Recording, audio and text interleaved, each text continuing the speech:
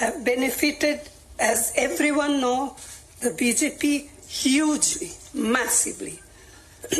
On the other hand, the finances of the principal opposition party, the Indian National Congress, are under a determined assault. This, we all believe, is unprecedented and undemocratic. Thank you. शुक्रिया सोनिया जी। मैं अभी हमारी AICC के कोषाध्यक्ष अजय माकन जी से गुजारिश करूंगा कि आपको थोड़ा विस्तार से जानकारी दें।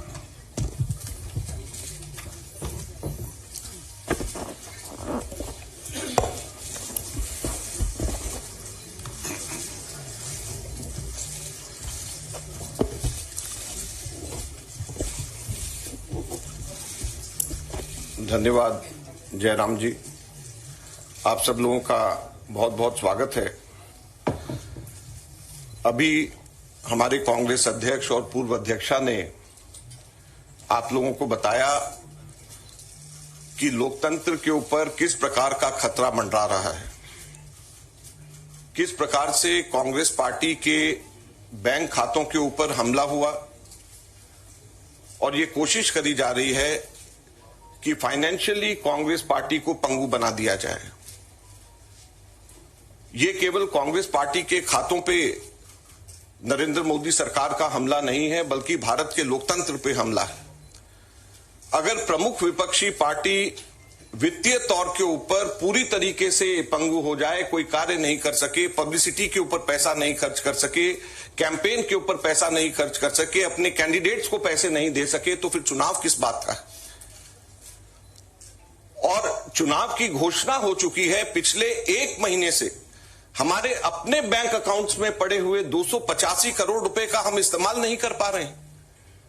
हम लोगों को पब्लिसिटी के लिए अखबारों के अंदर स्लॉट्स बुक करने, हम लोगों को पब्लिसिटी के लिए इलेक्ट्रॉनिक मीडिया के अंदर स्लॉट्स बुक करने, हमको सोशल मीडिया के अंदर इस्तेमाल करना है, हमको पोस्टर छपवाने, हमको पैम्फलेट छपवाने। अगर हम लोग वो काम भी नहीं कर सकते तो किस प्रकार से लोकतंत्र जिंदा रहेगा और कैसा लोकतंत्र है ये।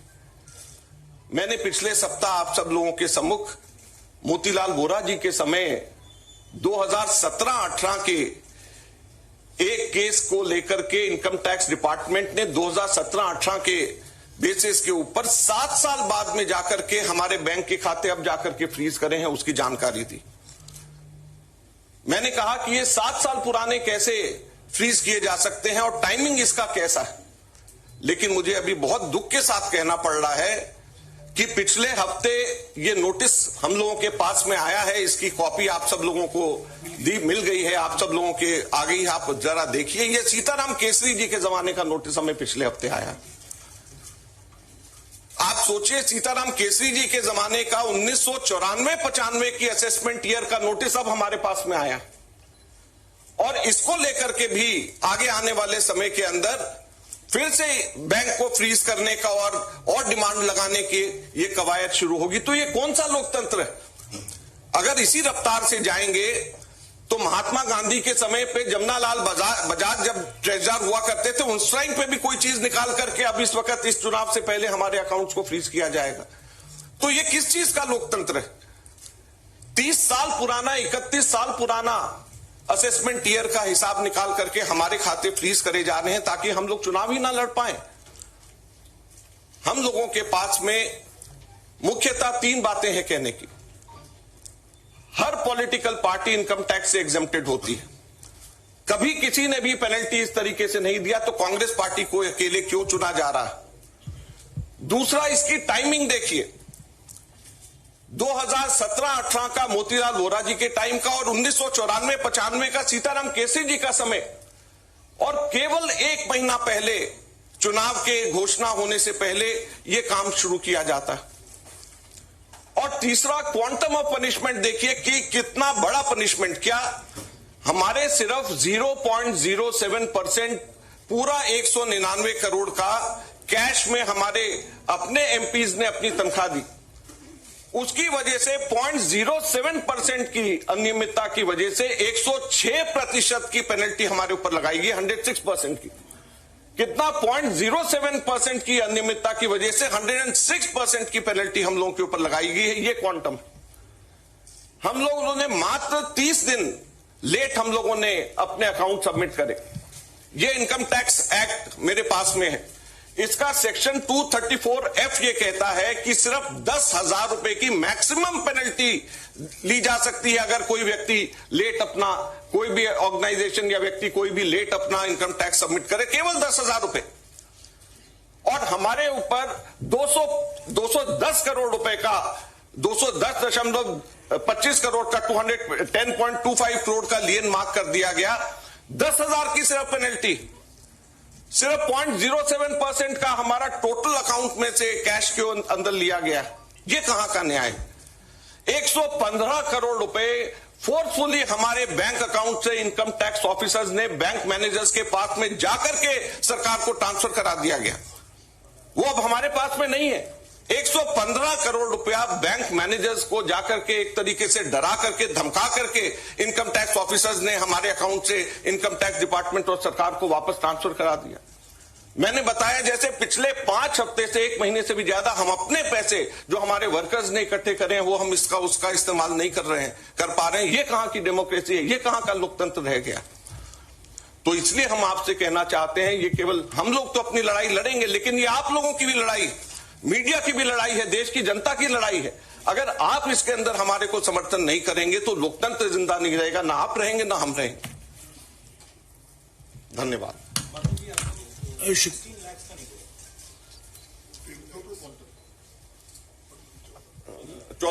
हमारा टोटल जो है 14,40,000 बनता है, जो 0.07% है। तो सिर्फ 14,40,000 जो हमारा 0.07% है, उसकी वजह से हमारे को ऊपर 210 करोड़ रुपए से भी अधिक का हमारे ऊपर लियन मार्क करके हमारी पेनल्टी लगाई गई है। तो आप सोचिए 14,40,000 के बदले 210 करोड़ रुपए की पेनल्टी हमारे ऊपर लगाई गई है। ये कहां का लोकतंत्र है? शुक्रिया अजय माकन जी। आखिर में मैं राहुल गांधी जी से गुजारिश करूंगा कि वो आपको संबोधित करें।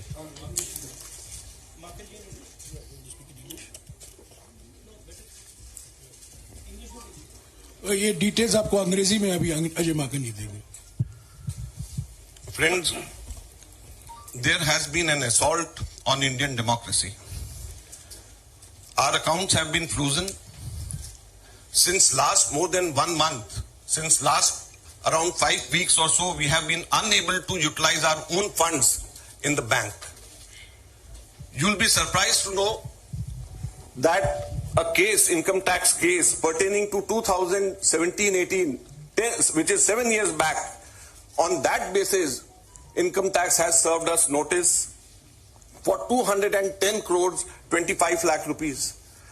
That amount of lien was marked against the Congress party in all our accounts.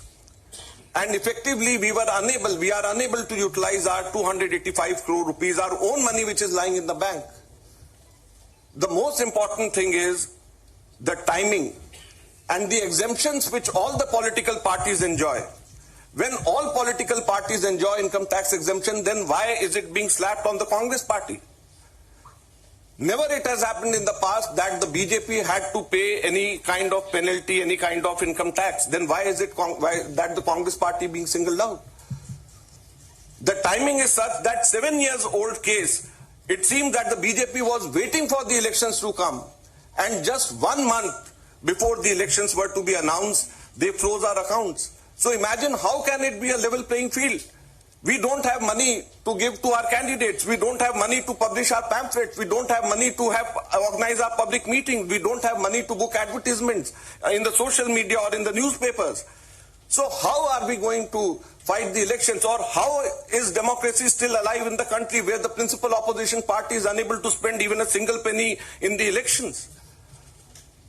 And it is not only this, the government has not stopped only on this 2017-18 notice. We have been slapped with another notice last week, and it pertains to 1994-95 during Sitaram Kesri when he was the treasurer. So imagine we are being slapped with a notice, income tax notice, 30 years back, pertaining to account 30 years back. And just at the eve of election, so that we are unable, our accounts are crippled and we are unable to use our own money for the elections. So please, this is the time when it is not only fight for the Congress party, our own fight alone, it is, we have to all fight together to save democracy. The Income Tax Act, Section 234F, allows maximum penalty of rupees 10,000 for late submission of income tax returns. Maximum penalty of 10,000 rupees. But on the contrary, Congress party has been slapped a penalty of 210 crore rupees against a violation of just 14,40,000 which we deposited in cash and 30 days delay. So the quantum of punishment is totally unmatched with a trivial small kind of mistake, you may say, or small kind of thing which has been done in 7 years back, which can easily be condoned. Thank you very much. शुक्रिया अजय बाबा जी. आखिर में अभी राहुल जी आपको संबोधित करेंगे.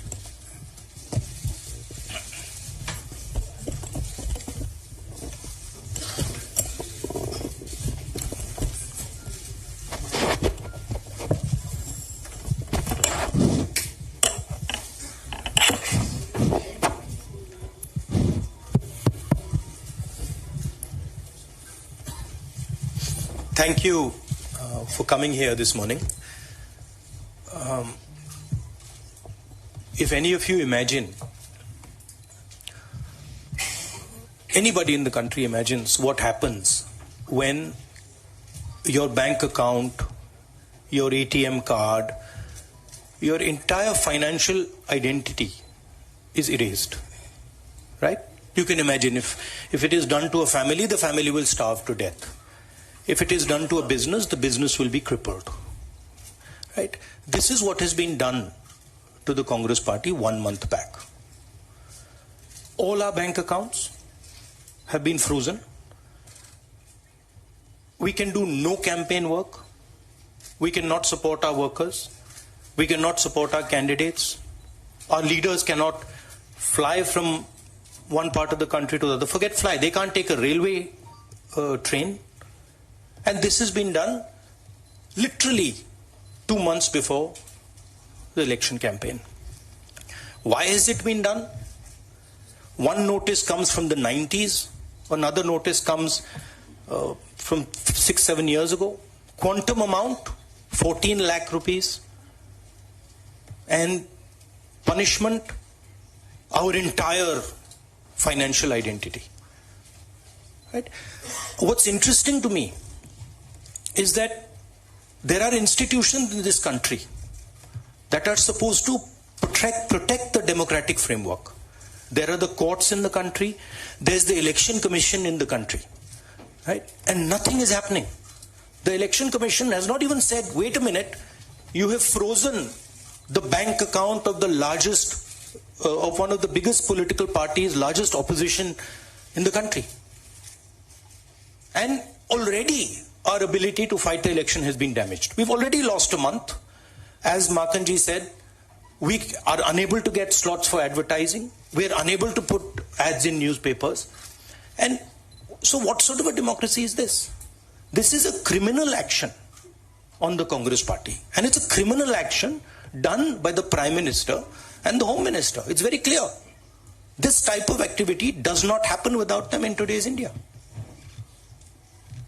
And so the idea that India is a democracy, this is a lie. There's no democracy in India today. The idea that India is the world's largest democracy, it's a lie. It's a complete lie. 20% of India votes for us, and we are not able to pay 2 rupees for anything.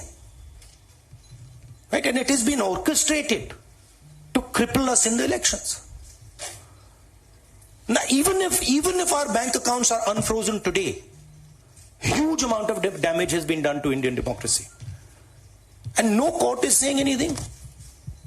No election commission is saying anything. No institution is saying anything. Media is not saying anything. It's ridiculous. And it's your duty, and I'm not just speaking to the media, it is the duty of all the institutions of this country, it is the duty of the people of this country. You're being robbed of your most important asset. You're being robbed of your constitution, you're being robbed of your democratic structure, you're being robbed of the entire architecture, and everybody's just quiet. I can say it in Hindi. एक महीने पहले Congress party के सारे bank account freeze कर दिए गए. आप सोचिए, आप किसी परिवार के बैंक अकाउंट फ्रीज करिए, किसी व्यक्ति के बैंक अकाउंट फ्रीज करिए, किसी बिजनेस के बैंक अकाउंट फ्रीज करिए, किसी भी संस्था के बैंक अकाउंट फ्रीज करिए, होता क्या है? एकदम खत्म हो जाता है. अगर आपने किसी परिवार का बैंक अकाउंट फ्रीज कर दिया, भूखे मर जाते हैं. वो कांग्रेस पार्टी के साथ किया जा रहा है. एक महीने पहले ये हुआ और किसी संस्था ने, हिंदुस्तान की संस्था ने, किसी कोर्ट ने, किसी इलेक्शन कमीशन ने चूं तक नहीं कहा. सब ड्रामा देख रहे हैं. 20% हिंदुस्तान के लोग कांग्रेस पार्टी को वोट देते हैं. हम 20% लोगों को रिप्रेजेंट करते हैं. और आज हम रेलवे टिकट नहीं खरीद सकते. आज हम अपने नेता को एक शहर से दूसरे शहर नहीं भेज सकते. हम एडवर्टाइजमेंट नहीं लगा सकते. और क्यों? 14 लाख रुपए 7 साल पहले 14 लाख रुपए का इशू है और 200 करोड़ रुपए का फाइन, और सारे के सारे बैंक अकाउंट फ्रीज कर दिए.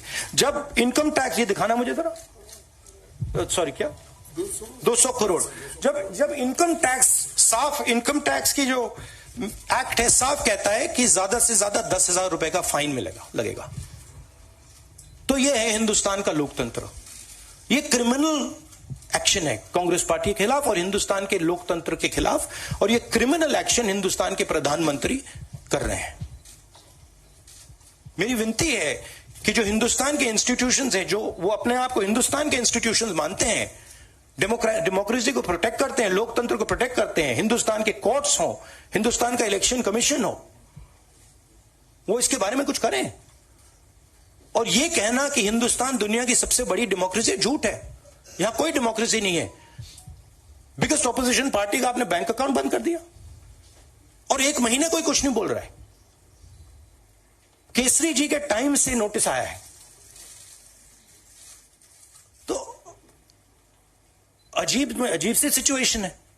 सब लोग देख रहे हैं और हर संस्था मतलब का रोल है इसमें. कोर्ट्स का रोल है, इलेक्शन कमीशन का रोल है. धन्यवाद. शुक्रिया राहुल जी. साथियों, कांग्रेस अध्यक्ष जी, सोनिया जी, राहुल जी ने और दूसरी जरूरी बैठक से निकलकर यहां आए हैं आपको संबोधित करने के लिए. उनको उस बैठक में वापस लौट जाना है. आपके सवाल हमारे कोषाध्यक्ष विस्तार से जवाब देंगे. मैं कांग्रेस अध्यक्ष सोनिया जी और राहुल जी को शुक्रिया अदा करता हूं. शुक्रिया.